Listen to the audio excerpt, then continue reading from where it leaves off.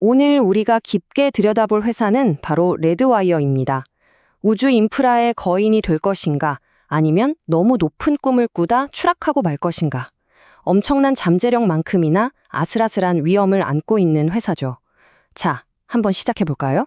이 한 문장이 레드와이어의 정체성을 아주 잘 보여줍니다. 모두가 금을 캐러 달려들 때 정말 큰 돈을 번 사람들은 광부가 아니라 그들에게 곡괭이랑 튼튼한 청바지를 판 사람들이었잖아요. 바로 그 역할을 지금 레드와이어가 우주산업에서 하고 있는 겁니다. 자, 이걸 보시면 그림이 확 그려지실 거예요.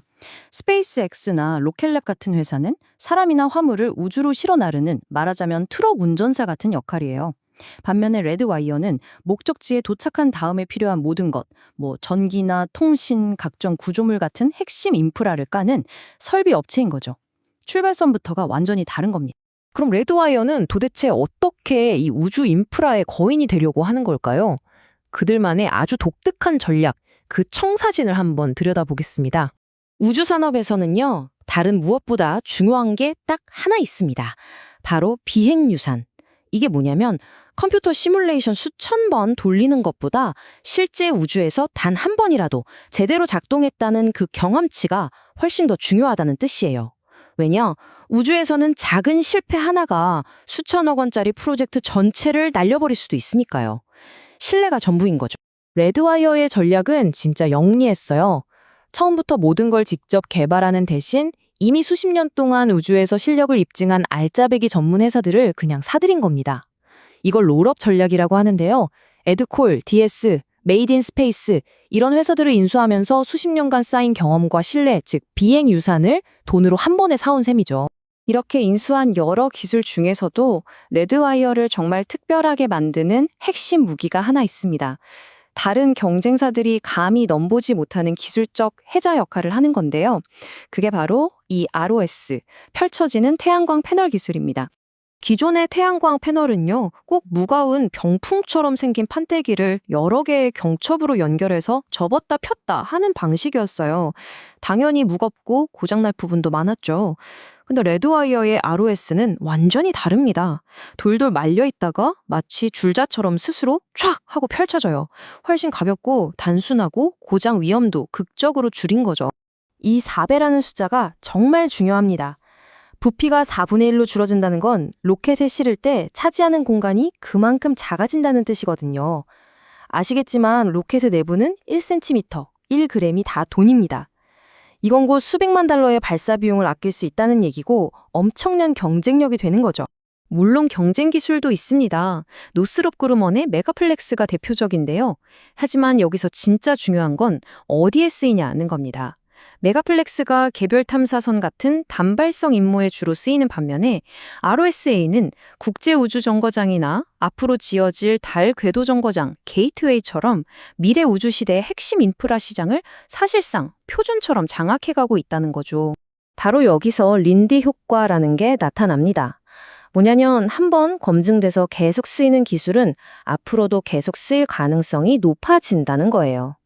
특히 국제우주정거장이나 달트 소행성 충돌 미션처럼 아주 중요한 임무에서 성공 기록이 쌓이면 나사 같은 큰손 고객들은 굳이 위험을 감수하고 다른 기술로 바꾸려고 하지 않아요.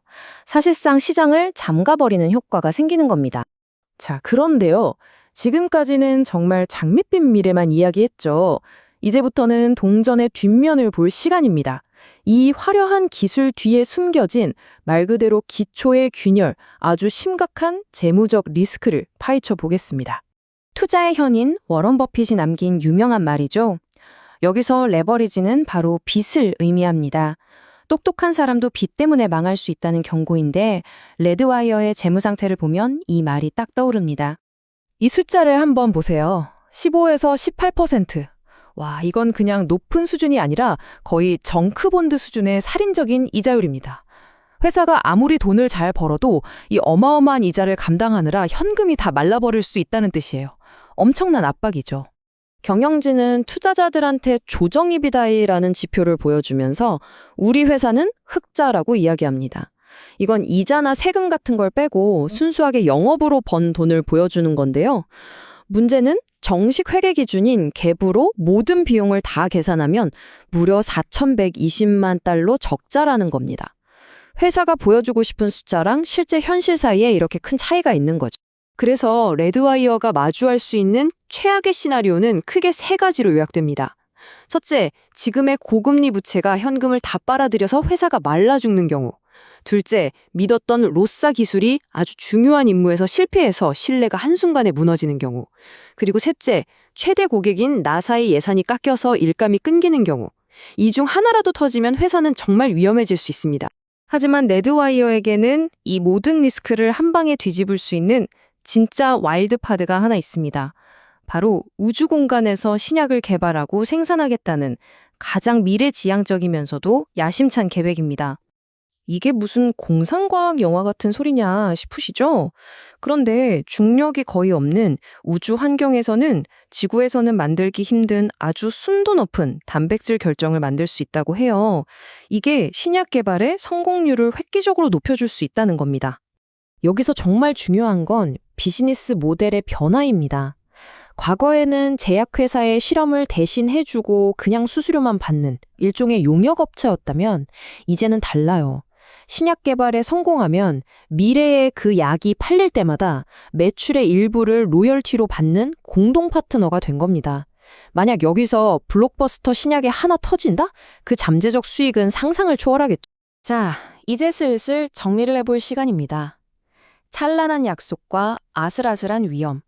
이 두 가지 얼굴을 모두 가진 레드와이어. 과연 우리는 이 회사를 어떻게 봐야 할까요? 이 표가 모든 걸 요약해줍니다.